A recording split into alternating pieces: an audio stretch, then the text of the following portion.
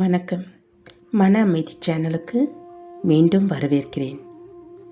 இன்றைய பதிவில் அந்தணர் ஒருவரின் கர்வமும் பணத்திமிரும் எவ்வாறு அடக்கப்படுகிறது என்பதை பார்க்கலாம். எப்போதும் போல கௌதம புத்தர் ஒரு மரத்தடியில் அமர்ந்து தன் சீடர்களுக்கு உபதேசம் செய்து கொண்டிருந்தார். அப்போது தூரத்திலிருந்து ஒரு பிராமணர், அதாவது அந்தணர், மிகவும் கம்பீரமாக கர்வத்தோடு நடந்து வந்தார். அவர் தன் இடது கையில் அழகிய ரோஜா மலர் செண்டு ஒன்றையும் தன் வலது கையில் மிக விலை மதிப்பற்ற நவரத்தினங்கள் பதித்த தங்க கிண்ணம் ஒன்றையும் வைத்திருந்தார். புத்தரின் ஆன்மீக புகழை கேள்விப்பட்டு அவருக்கு காணிக்கை தந்து தன் செல்வத்தையும் கர்வத்தையும் காட்ட வேண்டும் என்பதுதான் அந்த அந்தணரின் எண்ணம்.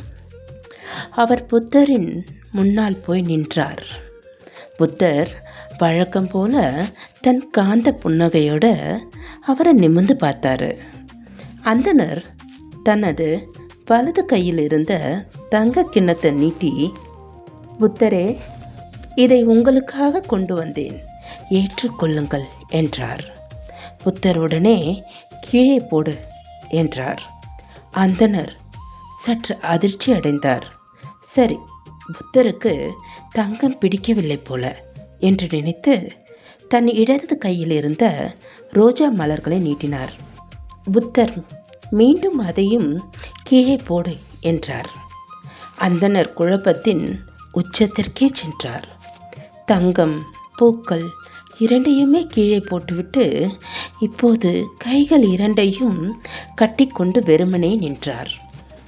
அப்போது புத்தர் மூன்றாவது முறையாக அவரை பார்த்து, அதையும் கீழே போடு என்றார். இப்போது அந்தணருக்கு கோபம் வந்துவிட்டது. புத்தரே, என் இரண்டு கைகளிலும் இருந்த பொருட்களையும் நான் கீழே போட்டுவிட்டேன். இப்போது என் கைகள் காலியாகத்தான் இருக்கின்றன. அப்புறம் எதை கீழே போட சொல்கிறீர்கள் என்று புதிராக கேட்டார். கைகளில் இருந்த தங்கம், பூக்கள் இரண்டையும் கீழே போட்ட பிறகும் புத்தர் கீழே போடு என்று சொன்ன அந்த மூன்றாவது விஷயம் என்னவா இருக்கும்? அந்த அந்தணரின் அகங்காரம், நான் என்ற எண்ணம் மற்றும் அவரது மனம். புத்தர் அந்தணரை பார்த்து புன்னகையோடு இப்படி விளக்கினார். அந்தணரே, நான் முன்னிடம் இருந்த பூக்களையோ தங்கத்தையோ கீழே போட சொல்லவில்லை. உனக்குள் இருக்கும் கர்வத்தையும், நான் ஒரு பெரிய பணக்காரன், புத்தனுக்கு காணிக்கை கொடுக்க வந்திருக்கிறேன் என்ற உன்னுடைய அகங்காரத்தையுமே கீழே போட சொன்னேன். அதை உனக்குள் வைத்துக்கொண்டு கைகளில் இருக்கும் பொருட்களை மட்டும் கீழே போடுவதனால் எந்த பயனும் இல்லை. வெளிப்புற பொருட்களை கழற்றி எறிவது எளிது.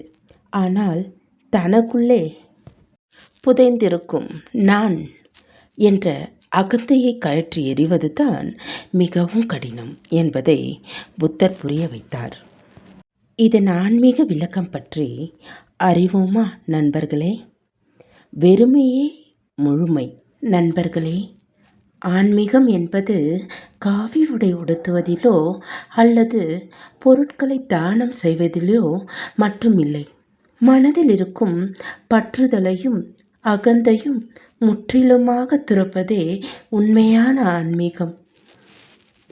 ஒருவனுக்கு மனதில் ஆன்மீகம் மட்டும் வேண்டுமென்றால் தேவையற்ற அகங்காரத்தையும் பணக்காரன் என்ற திமிரையும் தூக்கி போட்டால் மட்டுமே ஞானம் என்பது நம்முள் நுழைய முடியும் என்பதை புரிந்தால் உங்களின் ஆன்மீக நண்பர்களுக்கு இப்பதிவை ஷேர் செய்யவும், நமது சேனலை சப்ஸ்கிரைப் செய்யவும்.